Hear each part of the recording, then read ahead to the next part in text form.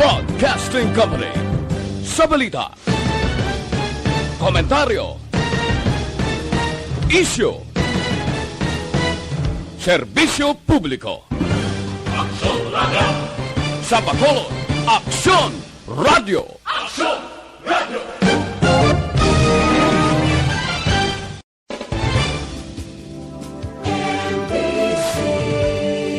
Manila Broadcasting Company. Sa balita, komentaryo, isyu, serbisyo publiko. Aksyon Radio! Sa Bacolod, Aksyon Radio! Aksyon Radio! Aksyon Balita Evening Edition. Magadulong sa inyo sang mga nagapanguna ng balita lokal, national, international, sports, kag entertainment. Aksyon Balita Evening Edition. Kag karon ang inyo news team. Una sa balita, una sa aksyon. Mayong gabi Metro Bacolod, mayong gabi kabugusan nga Western Visayas. Welcome sa pagpangalagad sa Aksyon Balita Evening Edition karong adlaw Sabado, Hunyo 26, tuig 2021. Makitan kita live sa among official Facebook page kag sa YouTube channel ang Aksyon Radio Bacolod kag mabatian pa sa www.actionradiobacolod.com.ph. Ang inyo tagbalita, Aksyon and Defensor. Kag karon sa atong mga headliners, una sa mga balita lokal. Hinubaan Mayor, gina-verify ang report nga may COVID-19 Delta variant sa Negros Oriental. MBCCI, ginapaaktuhan sa Regional IATF ang ilang request nga malakip sa COVID-19 vaccination sa gobyerno. Sa mga nagapanguna nga balita national, presyo sang gatong magasaka sa sulod sang 7 ka adlaw. COVID-19 Delta variant wala pa na record sa Pilipinas. Sa balita, una sa aksyon. Action Radio Philippine Standard Time, alas 6:10. Detalye sa aton mga nagapanguna nga balita lokal pagkatapos lamang sa mga ini.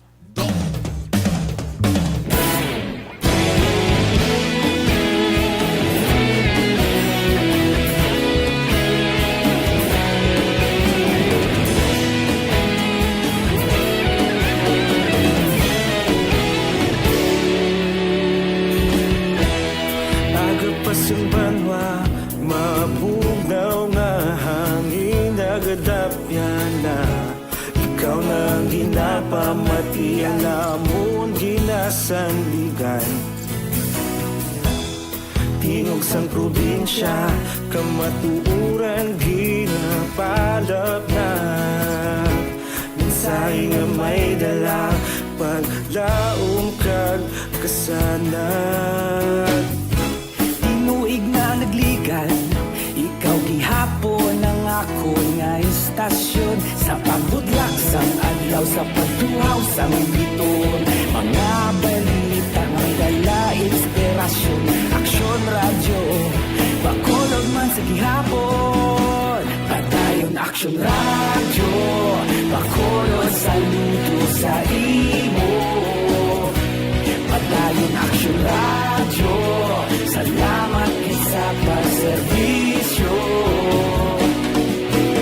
Patas kag balanse, matuod ng mensahe, wala sang hinagang pilihan. Padayon Aksyon Radio.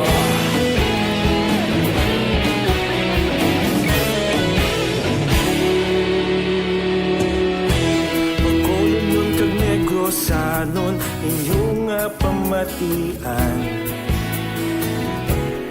Stasyon nga nagapalaplag sang kamaturan. Mabakod nga prinsipyo, reporter handa sa serbisyo. Kahapon, karon kag sa gihapon, kita magapadayon. Tinuig na nagligan, ikaw gihapon ang ako nga istasyon. Sa pagbutlak sang adlaw, sa pagtuhaw sang biton. Mga balita na may dala inspirasyon. Aksyon Radio, Bacolod man sa gihapon. Padayon Aksyon Radio, Bacolod saludo sa imo. Padayon Aksyon Radio, salamat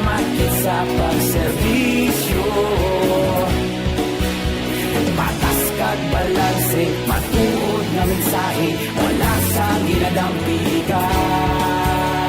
Padayon Aksyon Radyo. Una sa balita, una sa aksyon. Sa Bacolod Aksyon Radio. Una sa balita, una sa aksyon. Sa Bacolod Aksyon Radio. Ikaulog na na'y sagsang ang mga kalintangan. Responsable at ang balita, pagdahil na ipalang na. Malasig pero sigurado, aksyon na may dalang at palanggan.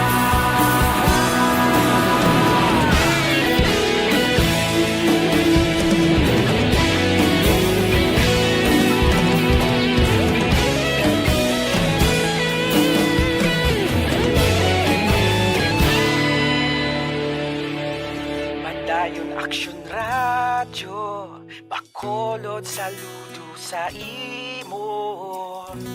Padayon Aksyon Radyo, salamat gid sa pagserbisyo. Padayon Aksyon Radyo, Bacolod saludo sa imo. Padayon Aksyon Radyo, salamat gid sa pagserbisyo. Patas kag balanse, matuod nga mensahe, wala sang ginadampigan. Padayon Aksyon Radyo.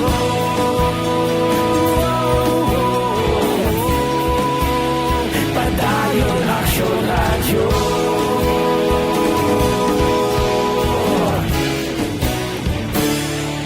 Padayon Aksyon Radyo.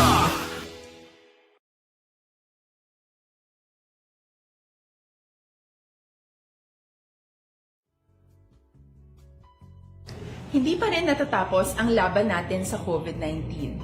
At sa labang ito, isa sa pinakamahalagang armas natin ang tamang impormasyon. Importanteng maalam tayo kung paano ba natin mababawasan ang tsansang mahawaan tayo ng COVID-19. Pero, ano nga ba ang alam natin ngayon tungkol sa pagkalat ng COVID-19? Base sa kasalukuyang pag-aaral, ang COVID-19 ay sumasama sa droplets sa tuwing may umuubo, bumabahing, kumakain, nagsasalita, o kahit sa paghinga. Kadalasan, hindi natin namamalayan ang pagtalsik ng mga droplets na ito dahil hindi sila nakikita. Ano naman ang magagawa natin para maibaba ang exposure natin o tsansang magka-COVID? Kailangan nating maibaba ang exposure mula sa virus tuwing nakikipagsalamuha tayo sa iba. Isa sa pinakamainam na tool, ang face mask, upang Una sa balita, una sa aksyon. Alas 6:16 Aksyon Radyo Philippine Standard Time. Kagkaron sa detalye sa aton mga nagapanguna nga balita lokal. Gina-verify sa karon nanday o kuna ni hinubuan na Mayor Ernesto Estrao ang balita na may nagpositibo sa bagong nga variant sa COVID-19 sa Negros Oriental. Suno kay Estrao, wala pa sang kumpirmasyon gikan sa Department of Health sa Negros Oriental apang wala ini ginapawalaan sang LGU, ilabi na nga yara sila sa borders sang Occidental kag Oriental. Dugang pag ginamonitor man sa Municipal Health Officer sini ang nagalapta nga impormasyon nga may nagpositibo nga overseas Filipino worker sa syudad sang Tanhay. Ginklaro ni Estrao nga wala sila nagapasulod sa mga nagikan sa Oriental kung wala sang kompleto nga dokumento, ilabi na ang negative RT-PCR result. Dugang pa kung pahanugutan gidman, hatagan sila sang 72 oras ka makatener sa Occidental. One pa, no? To be verified pa, kung sa daw fake news, but hindi naton pa take for granted din kaya very alarming ini siya. Ang kabahin sa pagpahayag ni hinubaan na Mayor Ernesto Estrao.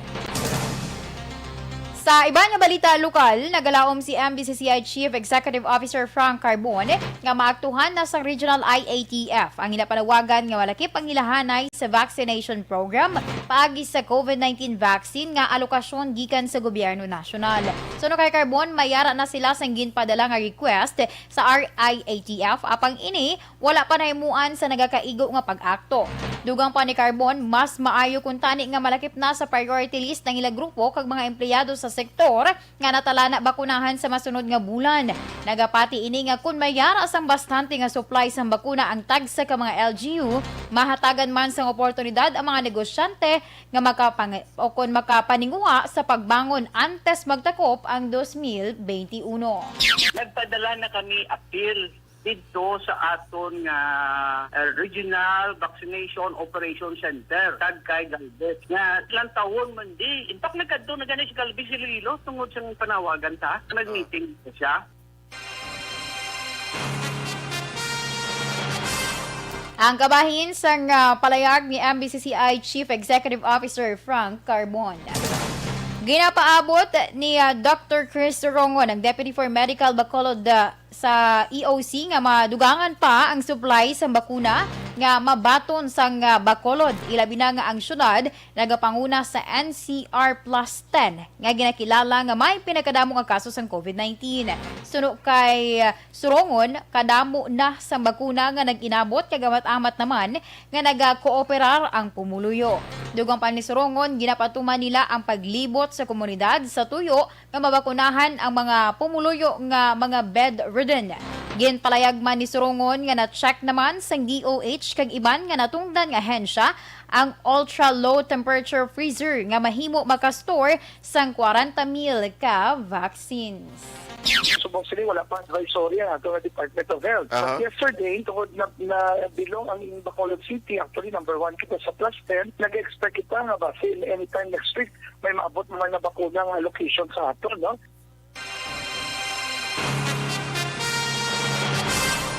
Ang kabahin sa pagpahayag ni Dr. Chris Sorongon. Nag-umpisa na subong nga semana ang trabaho sa anom ka mga medical team personnel nga gin-assign sa Bahinsang City Disaster Risk Reduction Management Office o CDRMO. Suno kay Executive Assistant Jomari Vargas, ini nga team ang sabat sa iya request kay Bacolod City Mayor Evilio Nardia sa tuyo nga mahatagan sang ligwa nga makapahuway ang iyang mga personnel nga na-assign sa mga amo nga departamento. Dugang pa ni Vargas, ini nga mga personnel amo ang responsable nga nagakuha sa mga persona nga nagpositibo sa COVID-19 o kung ginatawag nga extraction team. Sa naibaluan nga ini nga inisyatibo ginihimo ni Vargas kasunod sang liwat nga pagtaas sa kaso sang COVID-19 sa syudad sang Bacolod. Na-approve na to, anong kabilog tao. Kasugod lang, subukan ang extraction dasig-dasig na kahit pagabot na sa katingong kapoy, paway, ulos bago nakapipiin ang daan. Una sa balita, una sa aksyon. Action Radio Philippine Standard Time, alas 6:21. Hindi malikawan sa tao nga magbatsyag sang balatian.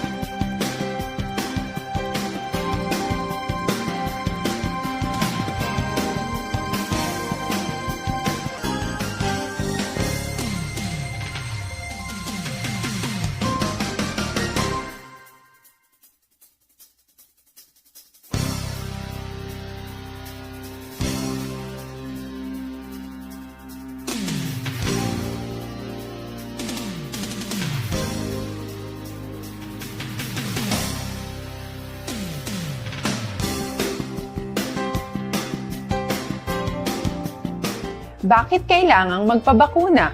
Bakit nga ba vaccination? Ang pandemyang ito ay kumuha ng maraming buhay at patuloy pa nitong nilalagay sa peligro ang buhay ng nakakarami. Pinahina din nito ang ating ekonomiya at maraming Pilipino ang nawalan ng trabaho dahil dito. Sa pagkatuklas ng bakuna laban sa COVID-19, nagkaroon tayo ng oportunidad na malabanan ang pandemyang ito. Sa tulong ng mga bakuna, ay may iwasan natin ang sintomas ng impeksyon at posibleng maiwasan din ang malalang impeksyon at matigilan ang pagkalat nito. Gayunpaman, gaya ng iba pang mga bakunang ginagamit sa nagdaang dekada, ang abilidad nitong protektahan ang ating komunidad ay tataas lamang kung hindi bababa sa 70% ng ating populasyon ay bakunado. Halimbawa, kung ang iyong barangay ay mayroong 100,000 katao, hindi dapat bumaba sa 70,000 ang dapat mabakunahan upang matiyak na proteksyon ang buong komunidad. Kaya ating tandaan, ang pagbabakuna ay hindi lamang para sa iyo o sa iyong pamilya. Ito ay para din sa iyong barangay, lungsod at probinsya. Tara, sa Vida Vaccination! Aling mga bakuna ang gagamitin sa Pilipinas? Sa ngayon, may limitadong supply ng bakuna sa buong mundo. Sa katunayan, halos 80% ng stock sa buong mundo ay nabili na ng mga mayayamang bansa. Dahil dito, walang iisang kumpanya ang maaaring mag-supply ng 110 million na bakuna sa Pilipinas, kaya naman nakikipag-usap ang ating gobyerno sa 7 manufacturers. Sinisiguro natin na ang mga bakuna nito ay makakatanggap ng Emergency Use Authorization at kung may EUA sila, doon lamang sila bibilhin at gagamitin ng ating gobyerno para sa ating vaccination program. Nagbibigay ang EUA ng assurance o katiyakan na ang bakuna ay dumaan sa masusing pagsusuri at nirerekomenda ng mga independent na eksperto sa atin. Hindi mo rin kailangan mag-alala. Ang bakuna laban sa COVID-19 ay hindi magbibigay sa iyo ng COVID na sakit. Tara, sa Vida Vaccination! Magkano ang babayaran ko para mabakunahan? Ibibigay ng gobyerno ang bakuna ng libre. Wala kang dapat bayaran para magpabakuna. Tara, sa Vida Vaccination! Sino ang unang makakapagpabakuna? Dahil kailangan nating masiguradong patuloy na makakapagtrabaho ang ating health system para maalagaan tayo, ang mga medical frontliners ang unang makakatanggap ng bakuna. Susunod dito ay mga eligible na senior citizens dahil sila ay nasa greatest risk ng severe infection o kamatayan.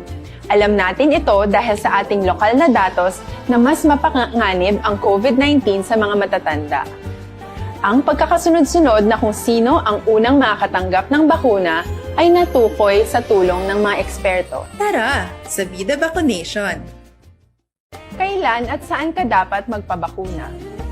Ang inyong national government ay nakikipag-ugnayan sa mga lokal na pamahalaan upang maihatid ang bakuna sa inyo. Ang lokal na pamahalaan or LGU nyo ang maghahanda ng pagpaparehistro at pag-ayos ng schedule ninyo sa pagpapabakuna. Mangyaring abangan ang anunsyo at instructions na magmumula sa inyong mga mayor or governors ukol dito. Tara, sa Vida Vaccination! Ano ang kailangan mo bago magpabakuna? Habang hinihintay natin ang pagdating ng mga bakuna, kumuha lamang ng impormasyon sa mga mapagkakatiwalaang sources.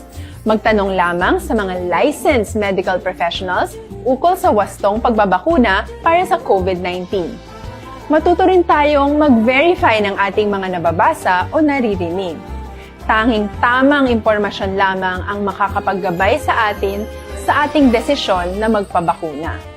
Ang inyong health history ay mahalaga din sa pagtukoy kung dapat ka bang bakunahan o hindi, kung anong bakuna o angkop sa iyo. Kaya naman, importanteng seryosohin natin ang health screening na ito. Magpakita sa araw ng inyong screening at ideklara ang inyong complete health history, gaya ng allergies o mga risk factors o mga sakit noon. Masusuri ka lamang ng tama ng isang health professional kung ibibigay mo ang mga hinihiling na impormasyon. Kung hindi ka naman sumailalim sa screening, hindi ka Kagkaroon sa detalye sa nga mga nagapangunang nga balita national, ginanunsyo sa Unioil Petroleum Philippines nga lauman sa mga motorista ang mataas nga presyo sang gatong halin adlaw sang Martes, Hunyo 29 tubtob Hulyo 5. Sa pinaka-latest nga fuel forecast ginpahayag sang Unioil nga ang presyo sa kada litro sang diesel magasaka sang 70 tubtob 80 sentimos masunod nga semana. Samtang magasaka naman ang presyo sang gasolina sang piso tubtob piso kag 10 sentimos sa kada litro. Suno sa Department of Energy, epektibo Hunyo 22, magapatuman ang mga kompanya sang langis ang saka sa presyo nga 75 sentimos sa kada litro sa gasolina kag 70 sentimos naman sa kada litro para sa diesel kag kerosene. Patag sa DOE inibangod sa year-to-date adjustment sa total net increase nga 10 pesos kag 75 sentimos sa kada litro sa gasolina. 9 pesos kag 25 sentimos naman sa kada litro sang diesel, kag 7 pesos kag 70 sentimos naman sa kada litro sang kerosene. Ginpahayag sa nga eksperto gikan sa UP National Institutes of Health nga wala pa sang na-detect nga local cases ng COVID-19 Delta variant sa Pilipinas. Sa laging handa public briefing, ginpahayag ni UP NIH Executive Director Eva Mayra de la Paz ang 17 ka kaso sang Delta variants nga ginreport sa pungsod ang tanan foreign travelers. Suno kay De La Paz, ang Delta variant ng coronavirus ang 60% nga mas makalalaton ikumparar sa Alpha variant nga 40% nga mas makalalaton sa regular nga variants ng COVID-19. Dugang pa ni De La Paz, ang mga na-infect sang Delta variant ay nagabatsyag sang mas severe nga kondisyon sang virus. Una sa balita, una sa aksyon. Action Radio Philippine Standard Time, alas 6:29. Kaginyogin pamatian na kamugusan nga detalye sa aton mga natipon nga mga balita. Diri lamang sa Action Balita Evening Edition, karon nga adlaw Sabado, Hunyo 26, tuig 2021. Sa liwat ng inyo tagbalita, Action and Defensor. Una sa balita, una sa Action, sa Bacolod, Action Radio.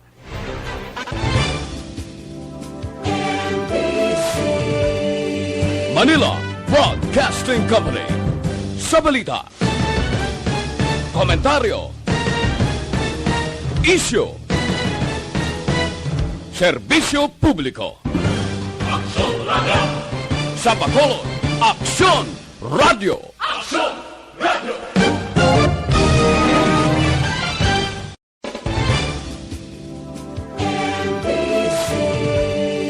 Manila Broadcasting Company. Sa balita, komentaryo, issue, serbisyo publiko. Aksyon Radio. Sa Bacolod, Aksyon Radio. Aksyon Radio.